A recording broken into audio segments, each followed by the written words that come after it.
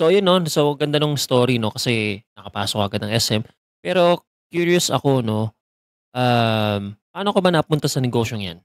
I mean, although alam ko, oo, may gusto mo mag-business, 'di ba? Minsan may gano'n tayong mentality na, "Gusto ko 'tong mag-business, hindi ako habang buhay empleyado." Paano ka napasok Yes. sa business na 'yan?